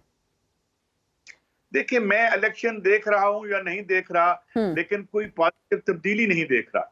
अच्छा, क्योंकि मैं इलेक्शन दी अल्टीमेट एनालिसिस, देखिए हर इलेक्शन का किरदार मुख्तलिफ होता है। पाकिस्तान सिर्फ एक इलेक्शन ऐसा आया था जो अवाम से जुड़ा हुआ था और वो 70 का इलेक्शन था, और उसमें हमने देखा कि जो सबसे बड़ी इस्लाहात अवाम के मफाद में हुई थी 1973 के कॉन्स्टिट्यूशन में, वही पीपल्स पार्टी जो आज इशराफिया की पार्टी बन चुकी है और उसकी मफादात की निगहबान पार्टी बन चुकी है, उसने ही इस मुल्क को उस जमाने में जुल्फकार अली भुट्टो के तहत बहुत सी मराहत दी थी। लेकिन उसके बाद भुट्टो साहब को उसकी सजा भी भुगतनी पड़ी, क्योंकि जब आप आधा इनकलाब करते हैं तो अपनी कब्र खुद खोद लेते हैं। तो जो 70 का इलेक्शन था, उसने पूरे इनकलाब का वादा किया था, अधूरा इनकलाब किया। अधूरा इनकलाब करने वालों को कहा जाता है। तो इसलिए मैं ये समझता हूँ कि अवाम का और हमारा मुस्तकबिल तब होगा जब इसकी जो मैशत है वो उस्तवार आम आदमी के मफादात के ज़िम्न में होगी, जिसका मुझे दूर दूर तक नजर नहीं आता। क्योंकि इस वक्त जो सारी पॉलिटिकल पार्टीज मौजूद हैं, अगर उनके आप मंशूर खोल के देखें, वैसे तो वो एक दूसरे का गिरबान पकड़ के चीर फाड़ देना चाहती हैं, मगर जहाँ मैशत का मामला आता है तो उसी एक ही तबके की खिदमत और नौकरी और चाकरी पर लगी हुई हैं जो यहाँ पर 70 सालों से हुक्मरान है। जी सईद साहब, आपने बात की इनकलाब की, तो ये इनकलाब चुप करके भी तो लाया जा सकता है, इसके लिए बढ़ के मारना जरूरी तो नहीं होता। आई होप मेरा सवाल समझ ही होंगे। मैं बढ़ के मारना बिल्कुल जरूरी नहीं होता, काम करना पड़ता है। हमारे पास 2 इनकलाबात की तारीख है। एक फ्रांस का इनकलाब था जो बड़ा ब्रीफली आया, उसके बाद 1917 का बहुत बड़ा इनकलाब था। The sharpest ever turn that history took was in 1917 with the Bolshevik Revolution in the then Russia, which became a Soviet Union, and now it has become again Russia. तो वो इनकलाब था। उन लीडरों को और उन उस्तादों को हम देखें तो बड़ी खामोशी से जमीन के नीचे काम करते थे, उस्तवार पार्टी बना रहे थे, लोगों को मिल रहे थे, उनको जोड़ रहे थे। तो वो खामोश, उन्होंने कोई नारे नूरे नहीं लगाए थे। उन्होंने 2 कैलेंडर हैं, एक 9 जो है वो 1 अक्टूबर में है तारीख, 1 नवंबर में है, और खामोशी से उन्होंने इनकलाब कर दिया था। और फिर 70 साल के बाद आज तक जो सियासत तब्दील हुई, अभी तक तब्दील हुई है। हालांकि रूस में सरमायादारी की इस्तवारी के बाद भी आज भी एक तारीख और इंसानियत, मसला ये नहीं है कि रूस का इनकलाब नाकाम हो गया था, मसला ये है कि एक सच्चा और दुरुस्त इनकलाब तारीख में जितना देर और ताखीर से आएगा इतना गंद पड़ा रहेगा। और इस वक्त हम ग्लोब पर ओवरऑल देखें तो हमें गंद ही नजर आता है, क्योंकि सियासत जो है वो एक आलमी तौर पर एक माफिया के हाथ में आ चुकी है। अच्छा, अब कायद साहब, आपने रशिया की मिसाल दी। आप रशिया हो, चाइना हो, तुर्की हो, जर्मनी हो, रेवोल्यूशन पूरी दुनिया में जहां भी आई, और इनकलाब के तरीके पे तो चले हम बात नहीं करते, लेकिन उस प्रोसेस के दौरान अवाम की हालत ज़ार कैसी थी? क्या वैसी ही जैसी आज पाकिस्तान की अवाम की है? देखिए, जब 1917 का इनकलाब आया तो उस वक्त जो रूस की मैशत थी वो भारत से भी बदतर, यानी भारत से मुराद सब कॉन्टिनेंट था, हिंदुस्तान था, उससे भी बदतर थी। एक नीम ज़रई, नीम इंडस्ट्रियल माशरे में इनकलाब आया, और उसके बाद 17 मुल्क उस पर चढ़, और फिर वो जो इनकलाबी थे वो सरहदों पर ज्यादातर मारे गए उस इनकलाब का दिफा करते हुए। तो उसके बावजूद जब वो थोड़ा सा उसने सर उठाया तो कुछ अरसे में वो जो एक इतना नीम ज़रई, नीम पसमानदा मुल्क था, वो अपने शोल्डर रब कर रहा था अमेरिका से। मगर उसकी तारीखी इसकी नाकामी की जो वजूहात जो बताई जाती हैं आमतौर पर मगर बस्तियों में वो झूठ का पलंदा है, क्योंकि इसकी नाकामी जो पहली और जो पेशगोई की थी वो तो इस इनकलाब के जो माँ बाप थे, जो फादर्स थे, उन्होंने कर दी थी, कंडीशंस ऐसी थी। तो लेकिन अवाम की हालत बदली। आज भी जो रूस है वो एक मेन प्लेयर है दुनिया में। आज भी इस वक्त भी उसकी जो उसकी पर कैपिटा इनकम है $10,000 से ज्यादा है पर हेड। हर चंद की उसकी मैशत सुकड़ गई है सरमायादारी की उस्तवारी के बाद, but still Russia is a main player. China जो बना है ये मौ के बाद बना है। डेंग की ये फहमी फैलाते हैं कि डेंग ज़ियाओपिंग की जो इस्लाहात वो उनका कुछ थोड़ा बहुत रोल होगा, मगर उसके तजादात भी बहुत ज्यादा हैं। लिहाजा चीन के पीछे और रशिया के पीछे वो इनकलाबात खड़े हैं, जिसकी वजह से वो आज इस मकाम पर है। लेकिन इनकलाब लाने वाले पर ट्रस्ट का भी तो मामला है ना सईद साहब, हम फिर ट्रस्ट किस पे करें? इनकलाब के दावेदार तो बहुत है इस मुल्क में। ट्रस्ट इस वक्त तो मुझे कोई नजर नहीं आता। देखिए ना, जो लोग यहाँ पे मतलब ट्रस्ट, अवाम का जो ट्रस्ट है वो नजर आता है उसके रिएक्शन से। अवाम क्या आपके पीछे आते हैं या नहीं आते। अब हम देख रहे हैं कि बेनजीर भुट्टो के बाद मैंने कोई बहुत बड़ा जलसा ये हुए, पीछे कुछ हलचल हुई मिडिल क्लासेस तक। लेकिन पाकिस्तान का प्रॉब्लम ये है कि यहाँ 5 करोड़ मेहनत कश हैं, और अगर एक खानदान में 4 लोग हों तो ये 20 करोड़ लोग बनते हैं। पाकिस्तान की सियासत ये है कि ये 20 करोड़ लोग हर किस्म की जो सियासत है उससे बाहर बैठे हुए हैं। 4 करोड़ की जो मिडिल क्लास है, अपर मिडिल क्लास है, सियासत उसके अंदर घूम रही है। जब तक ये घूमती रहेगी it will be a kind of an important affair. इसमें से कुछ नहीं निकलेगा। एब्सोल्युटली। काजी साहब, अब तो IMF ने भी कह दिया है कि सियासी बहरान से निकलने का एक ही तरीका है कि इसको आईनी और कानूनी तौर पर हल किया जाए। हुकूमत इलेक्शंस की तरफ क्यों नहीं जाना चाहती? It is quite obvious. उसको अभी नहीं है यकीन कि वो दोबारा पलट कर गवर्नमेंट में आ सकेगी या नहीं आ सकेगी। उसके बाद ये कि एक खौफनाक माशी बुरान है। उसके बाद ये कि जितने ये कहते हैं, हाँ मैं एक और बात भी बता दूं, ये कहते हैं जी हमने बड़े फैसले किए। तो मैंने एक प्रोग्राम में इन्हीं के एक लीडर से अर्ज किया था, हजूर ये आसान फैसले हैं। आसान फैसले सेंस में कि जब रियासत चलाने का बोझ इनडायरेक्ट टैक्सेशन के जरिए आप अवाम पे डाल देते हैं और आप अपने एक तबके का टैक्स नहीं लेते, तो it is a very easy. ये तो सबसे आसान फैसले हैं यार, ट्रू दैट। तो इसके ख्याल में गवर्नमेंट, चूंकि उसने आज वैसे पैसे डार साहब ने कम किए हैं कुछ पेट्रोल के, लेकिन ओवरऑल अब 20 रुपए की रोटी कल मैंने खरीदी है, 25 रुपए का नान है। तो इस सूरत में अब हुकूमत इलेक्शन क्या कराएगी, इससे भागेगी जी। तो एक आम आदमी का मुस्तकबिल पाकिस्तान में आप क्या देखते हैं? मजदूर तबके का मुस्तकबिल क्या देखते हैं? It is worsening by each passing day. उसका कोई इस तरह का मुस्तकबिल नहीं है।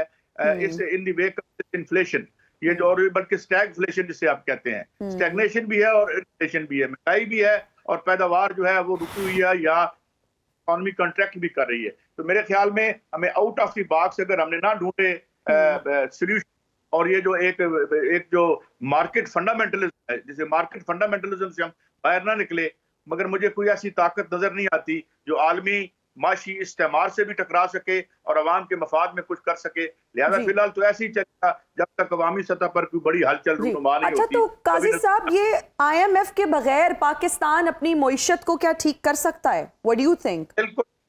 बिल्कुल ठीक कर सकता है, बिल्कुल ठीक कर सकता है, बल्कि कर ही उसी सूरत में सकता है। IMF के साथ जितने मुल्क गए हैं वो बर्बाद हो गए। अर्जेंटीना की मिसाल है, ब्राजील की मिसाल है। मैं आपको मिसाल देता हूँ।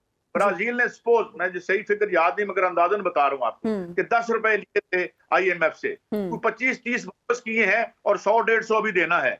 तो ये जो पाकिस्तान पर कर्जा है, ये कर्जा हम कई दफा अदा कर चुके हैं और उससे कई ज्यादा अदा करना है। इंटरनेशनली यहाँ पे तहरीकें चल रही हैं कि ये जो कर्जा है गरीब दुनिया पर, इसको खत्म करो, कैंसिल करो। जिसमें डॉक्टर हसन जैसे लोग हैं और ये फ्रांस जैसे मुल्कों में ये तहरीकें चल रही हैं। वहाँ एक पब्लिक डेट कमीशन भी बना था, मगर ये बातें मीडिया पर नहीं आती, बताई नहीं जाती, क्योंकि वेस्ट का मीडिया, जितना वेस्ट का मीडिया है, उसके सारे रेडियो, सारे अखबार, सारे टीवी सिर्फ 6 ग्रुप कंट्रोल करते हैं और वो सारे के सारे वहाँ की जो रूलिंग इशराफी है उसकी जेब में है। लिहाजा ये मौजूदात सामने नहीं आते। सही। अच्छा सईद काजी साहब, PNP एक्ट के हवाले से उस रेफरेंस से मैं एक सवाल आपसे पूछना चाहता हूं कि नवाज शरीफ की ताहियात नाअहली ख़त्म करवाने में क्या हुकूमत कामयाब हो जाएगी, और क्या इलेक्शन से पहले नवाज शरीफ को वतन वापस आते हुए भी देख रहे हैं आप?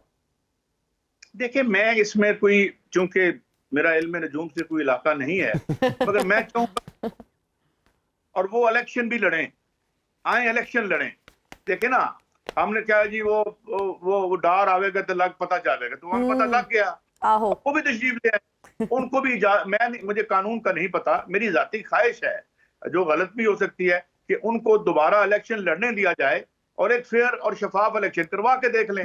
लेट हिम कम, अपने मुल्क में आए और सियासत करें और लड़ें करें, मगर शफाफ इलेक्शन करें, क्योंकि अब आपको अब आपके पास दो ऑप्शन है, या आप इलेक्शन कभी नहीं करवाएंगे या अगर करवाएंगे तो वो शफाफ ही होंगे, इसलिए क्योंकि अवाम मुझे चार्ज नजर आती है दिस टाइम लाइक 1970।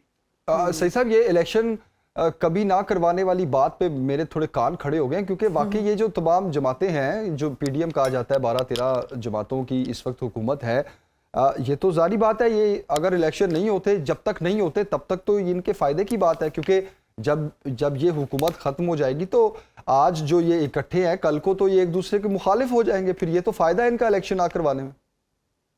देखिए, इकट्ठे होने की वजह एक कॉमन फो होता है, एक कॉमन फो के होते हुए ये जो बाहमी चपकलिश है और वो बड़े नुकसान से बचने के लिए आपस में ये करीब भी आ जाते हैं।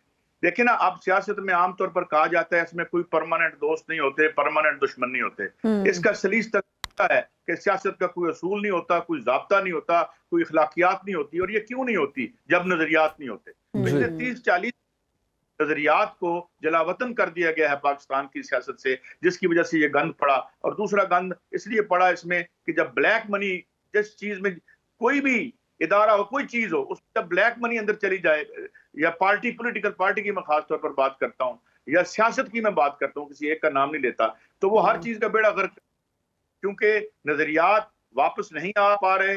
कोई पार्टी ऐसी नहीं है जो दुरुस्त नजरियात का इवन नाम भी ले सके। इंटरनेशनल एस्टेब्लिशमेंट में जाके लॉबियिस्ट हायर करके पाकिस्तान में इक़्तिदार हासिल करने की कोशिश की जाती है, जिसका मतलब है कि यहाँ किसी को पाकिस्तान की अवाम पे कोई एतमाद नहीं है, और वो उधर से ही वाशिंगटन डीसी या दाएं से ही चिट लेके हुकूमत में आना चाहते हैं। अच्छा सही साहब, आपने कहा कि सियासत में कोई भी ना तो आपका दोस्त होता है ना दुश्मन होता है, परमानेंट दोस्त होता है और ना दुश्मन होता है। ये बात समझने में इमरान खान साहब ने देर क्यों कर दी? देखिए, मैं उनके बारे में कोई ज्यादा बात नहीं करना चाहता, लेकिन वो मेरे पहली बड़ी उनके हवाले से रिजर्वेशन रही हैं। लेकिन सपोज ये मैं ये पर्सन स्पेसिफिक नहीं है, ये पर्सन है, ये ओवरऑल आपकी एक पॉलिटिकल रियलिटी है पाकिस्तान की। लिहाजा जो ये मैंने जिस तरह अर्ज किया कि क्योंकि सियासत से सच्ची और दुरुस्त नजरियात बाहर निकल गए, नारों पर बात रह गई, और वो भी नारे भी खाली और खोखले नारे।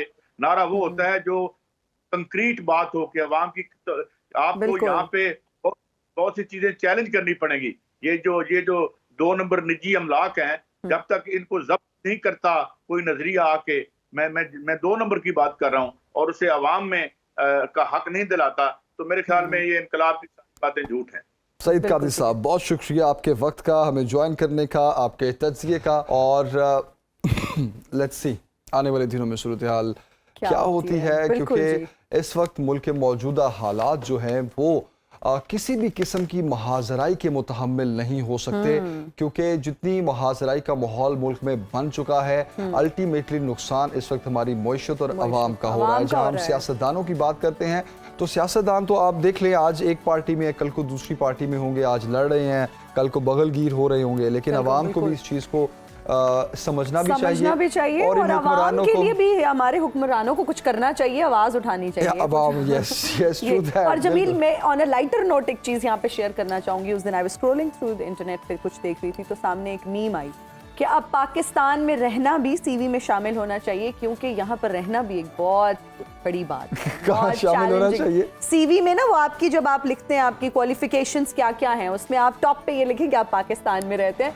Because this itself is a challenge. Pakistan में रहना, फिर वो जो स्किल्ड होता है, आपकी क्या स्किल्स हैं, तो वो उसमें लिखेंगे कि हम पाकिस्तान में रहे, तो वो पता चलेगा कि बहुत, और वो कह रहे हैं टॉप पे लिखें, लाइफ गुजारी है इस बंदे ने, और ये टॉप पे स्किल लिखें कि पाकिस्तान में हम रहते हैं। he or she is able to live anywhere in the world।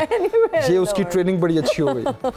Jokes apart, अल्लाह करे हमारे मुल्क के हालात जल्दी से ठीक हो। आमीन आमीन। जी लेते हैं ब्रेक, हाजिर होंगे ब्रेक के बाद। देखते रहिए सुनो पाकिस्तान।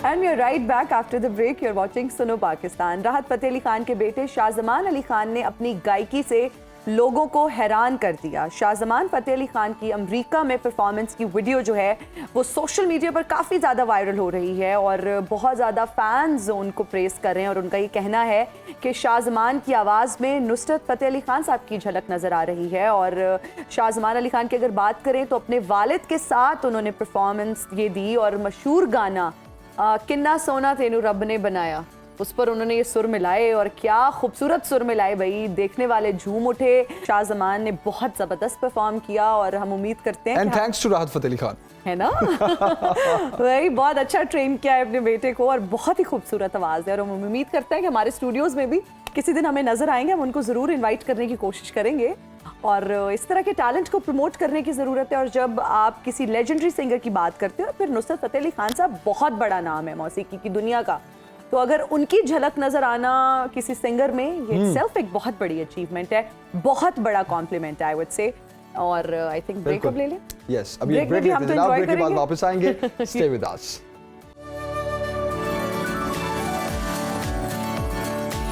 वेलकम बैक जनाब। आज पाकिस्तान समेत दुनिया भर में वालिदैन का आलमी दिन मनाया जा रहा है। इस दिन बच्चों की परवरिश, तरबियत और किरदार साजी में माँ और बाप की बाहमी मेहनत, लगन और खलूस पर खराज तहसीन पेश किया जाता है। और वालिदैन के हवाले से जहाँ बात की जाती है कि वालिदैन जो हैं वो बच्चों के सर का साया होते हैं, वहीं कुछ ऐसे वाक़यात भी हमें हमारी सोसाइटी में देखने को मिलते हैं कि माँ बाप को अकेला छोड़ दिया जाता है बच्चों की जानिब से।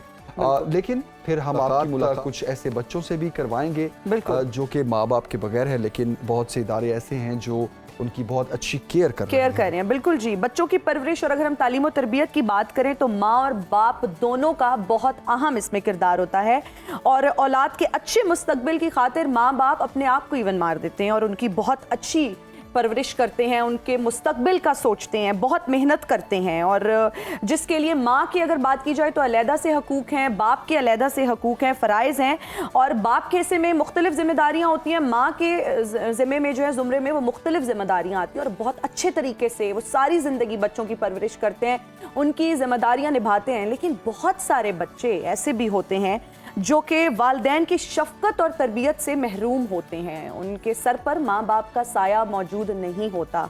आज ऐसे ही बच्चों से मिलवा रही हैं कराची से नाज़िश। जी बिल्कुल, आज पूरी दुनिया में वालिदैन का आलमी दिन मनाया जा रहा है, लेकिन पाकिस्तान के क्या दुनिया के मुख्तलिफ़ कोनों में ऐसे बेशुमार बच्चे होंगे जिनके वालिदैन नहीं हैं या जिन्हें अपने वालिदैन की मोहब्बत नसीब नहीं है। मेरे साथ भी इस वक्त ऐसे ही कुछ बच्चे मौजूद हैं। मैं इस वक्त मौजूद हूँ ईदी शेल्टर होम में और मेरे साथ जो है वो यहाँ पे ऐसे बच्चे मौजूद हैं जिनके कुछ के वालिदैन हैं और वो इसके बावजूद ईदी शेल्टर होम में हैं और कुछ के वालिदैन जो हैं वो मिले नहीं एक दफ़ा गुम होने के बाद। मेरे साथ इस वक्त शान है। शान, कहाँ से ताल्लुक़ है आपका बेटा? बहावलपुर। अच्छा, बहावलपुर में जो है वो मुझे बताओ, आप जब यहाँ आ गए थे वापस दोबारा गए हो बहावलपुर? जी गए थे। फिर क्या हुआ? फिर ताला लगा हुआ था, फिर सर दोबारा इधर लिया है।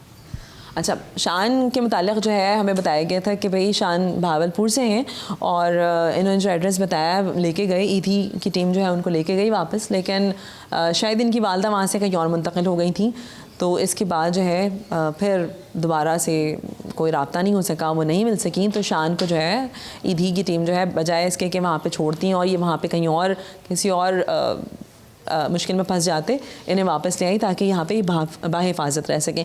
इसी तरीके से एक और मेरे साथ बच्चा है नौमान। नौमान, कहाँ से ताल्लुक़ है बेटा आपका? लाहौर से। लाहौर में मुझे बताओ कि अच्छा अब मुझे बताओ कि अम्मा याद आती हैं? जी। कितना याद आती हैं? बहुत ज़्यादा। अच्छा, क्या खाने में क्या पकाती थी? कुछ याद है अम्मा खाने में क्या पकाती थी तुम्हारे लिए? सब कुछ। भाई देखिए, नौमान जो है इसका ताल्लुक़ लाहौर से है। नौमान जब आए थे तो उन्हें ये नहीं पता कि उनका ताल्लुक़ लाहौर के किस इलाक़े से है, लेकिन इनके भी वालिदैन की तलाश है और जो है दुआ है कि इस वालिदैन के बैनुल-अक़वामी दिन पर अगर कोई बच्चा कोई जो है अपने प्यारों से मिल पाए तो ये बहुत बड़ी कामयाबी होगी। हमारे साथ अनस है यहाँ पर। अनस के वालिदैन जो हैं वो दोनों हयात हैं। अनस, मुझे बताओ कि अम्मा अब्बा जो हैं वो कितना याद आते हैं? बहुत ज़्यादा। अम्मा की क्या क्या क्या चीज़ याद आती है? बहुत ज़्यादा चीज़ें याद आती है। तो यहाँ पर आप क्या कर रहे हैं? यहाँ काम सीखते, फिर बड़े होके चले जाएंगे। भाई अनस अपने वालिदैन से क्यों जुदा हैं? इसका रीज़न तो मैं नहीं जानती, इसकी वजूहात मैं नहीं जानती, लेकिन मुझे अंदाज़ा है कि अगर मैं अनस से मज़ीद सवालात करती तो अनस भी जज्बाती हो जाते हैं और मैं भी जज्बाती हो जाती बहुत ज़्यादा वालिदैन के हवाले से बात करते हुए। आज के दिन वालिदैन का जो बैनुल-अक़वामी दिन मनाया जा रहा है, इस दिन अगर कोई बच्चा अपने प्यारों से मिल पाए तो इससे ज़्यादा खुशी कोई नहीं होगी। इसीलिए सुनो की टीम जो है उसने ये इनिशिएटिव लिया कि वो यहाँ शेल्टर होम आके कुछ ऐसे बच्चों को ज़रूर दिखा पाएँ जिनके वालिदैन जो है अगर यहाँ उनको टीवी पर देखें तो वो अपने वालिदैन से मिल पाएँ और उन्हें अपने वालिदैन का प्यार जो है वो मिल पाए। जी नाज़िश अयाज, बहुत शुक्रिया आपका, थैंक यू वेरी मच। इन बच्चों से आपने हमारी मुलाकात करवाई। जहाँ आज का दिन वालिदैन को खिराज तहसीन पेश करने का दिन है, वहीं माँ बाप और औलाद के दरमियान जो एक बॉन्ड है उस पर भी बात करना बहुत ज़रूरी है। सबसे पहले तो एक हमने रिपोर्ट तैयार की है पेरेंट्स डे के हवाले से, वो देखते हैं। अल्लाह की अजीम मेहरबानी और एहसान के बाद इंसान जिसके सहारे पलता बढ़ता और परवान चढ़ता है वो वालिदैन ही होते हैं। ये हमारे वजूद का ज़ाहिरी सबब है। इससे बढ़कर मुखलिस और बेलौस मोहब्बत करने वाली कोई ज़ात नहीं, और इसके बगैर इंसानी माशरे की तश्कील व तामीर मुमकिन ही नहीं। ये रिश्ते की बुनियाद हैं। ये बेलौस और बेगर्ज एसार का मुकम्मल नमूना है। इखलास और मोहब्बत के पैकर हैं। औलाद की हर ख्वाहिश और खुशी पर अपनी ज़ाती राहत और खुशी कुर्बान कर देने वाली अजीम ज़ात हैं। वालिदैन अपने बच्चों को पैदाइश से लेकर उनकी तालीम व तरबियत और माशरे में नाम रोशन करने के काबिल बनाने तक अपना खून जिगर जला देते हैं।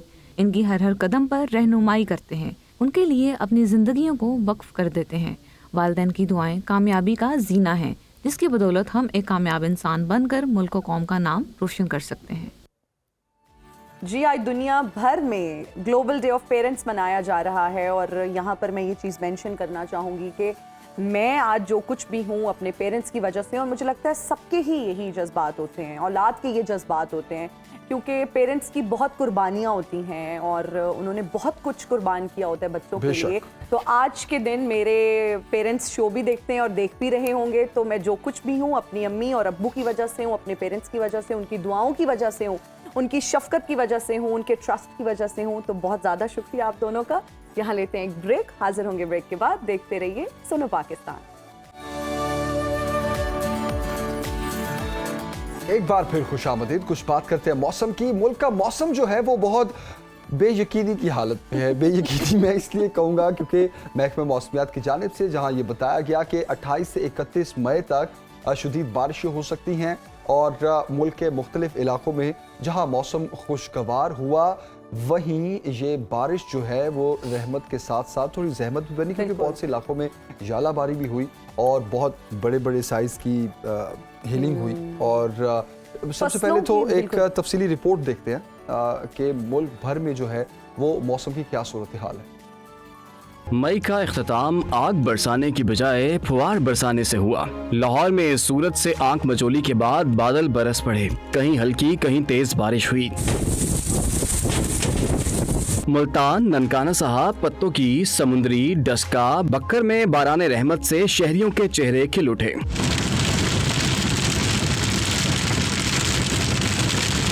हरीपुर, सवात, हंगू, बटकराम, टांक में बादलों की एंट्री के बाद मौसम दिलकश हो गया।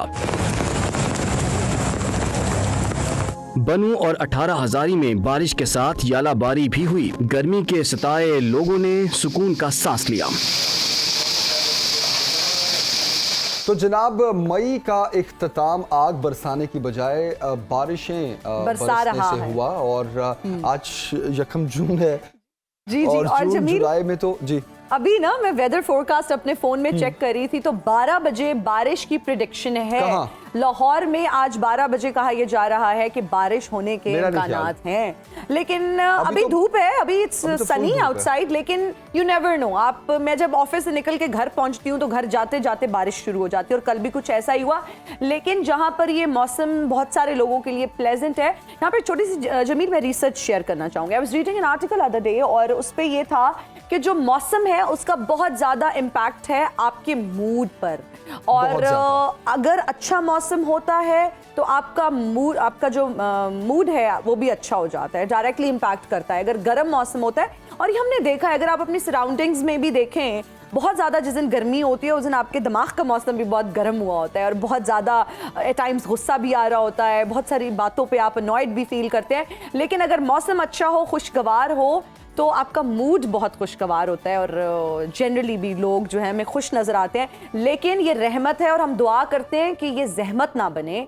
और ओले की कुछ लोग ऐसे भी होते हैं जिन पे कोई मौसम असर नहीं करता, हाँ, उन लोगों के बारे में आप क्या कहना चाहिए? उन पे बस गर्मी पड़ रही हो, सर्दी पड़ रही हो, खिज़ां हो, बहार हो, उनका वैसा ही एक सूखा सा मौसम रहता है। आई थिंक उनको अपने आप को बदलना चाहिए। मौसम ऐसे इतना रंग नहीं बदलने चाहिए, लेकिन मौसम के साथ वाह वाह वाह वाह, क्या खूबसूरत बात की आज इन्होंने कि लोगों को अपने रंग नहीं बदलने चाहिए, मौसम के हिसाब से अपने मिजाज बदलने चाहिए। बिल्कुल, मिजाज खुशगवार करने चाहिए, बहुत जरूरी है। और अच्छा, यूजुअली जब इस तरह का मौसम आता है तो लोग कॉफी नहीं पीते, लेकिन कल मैं एक कॉफी स्पॉट पे गई हुई थी, इतना ज्यादा रश था कि प्रॉपर क्यू थी, और वहां पर हमें इंतजार करना पड़ा। ये वो क्यू नहीं है जिसकी हम शुरू में एक दफा हमने बात की थी कि एक कॉफी प्लेस है यहाँ पर, इंटरनेशनल चेन है, वहाँ पर बहुत रश है। मैं यहाँ पर ही कल एक कॉफी प्लेस पर गई और बहुत ज्यादा रश नजर आया मुझे लोगों का। कॉफी पीने वालों की तादाद में इजाफा हो गया। हाँ जी, लेकिन इतनी माशाल्लाह गर्मी से में पाकिस्तान जिस तरह पत्ती के इस्तेमाल में दुनिया भर में बहुत मशहूर है कि हम इंपोर्ट बहुत ज्यादा करते हैं और बहुत ज्यादा पत्ती इस्तेमाल होती है हमारे मुल्क में। मुझे लगता है आने वाले कुछ अरसे में कॉफी की लिस्ट में भी हम टॉप 10 में तो आ ही जाएंगे। Coffee is good for health, good, yes. But again मौसम का कहा जाता है कि भाई बड़ा उसका देख के आपको पीनी चाहिए। ब्लैक टू अमेरिकानो बहुत लोग पीते हैं, ब्लैक कॉफी का नहीं, आई डोंट बिलीव इट। हाँ यस, क्योंकि गर्मी हो सर्दी, कॉफी का जो एक फंक्शन है वो उसका अब बाहर के वेदर से कोई लेना देना नहीं है। इस पे साइंस क्या कहती है, कभी इस पे हम डिटेल से भी बात करेंगे। सऊदी अरब में, सऊदी अरब से ज्यादा गर्मी तो नहीं पड़ती पाकिस्तान में जी। सऊदी अरब में बहुत गर्मी पड़ती है। वहाँ लोगों को चाय का नहीं पता, सिर्फ कहवे का और कॉफी का पता है। एंड क्या वो ब्लैक कॉफी ही पीते हैं? ब्लैक कॉफी ही पीते हैं, और उनकी कॉफी बहुत मजे की होती है। अच्छा, यहाँ पर एक और भी जल्दी से मैं टिप दे दूं कि अगर ब्लैक कॉफी आप पीना चाहते हैं और आप चाहते हैं कि आप ड्राइनेस आपकी स्किन पर ना आए, और क्योंकि कहा ये जाता है कॉफी लेमन डालने उसमें, लेमन थोड़ा सा स्क्वीज कर दें। जमील को मैंने एक दिन वो कॉफी पिलाई, उसके बाद जमील ने फैसला किया, मैंने 2 सिप के बाद वो कॉफी नहीं पी, लेकिन मैंने पूरा कप पी लिया आज भी। नाजरीन, इसके साथ ही हमारे प्रोग्राम का वक्त हुआ है खत्म। आपसे लेंगे इजाजत, अपना बहुत ख्याल रखिएगा, फीडबैक देना ना भूलिएगा। बाय बाय, अल्लाह हाफिज, टेक केयर।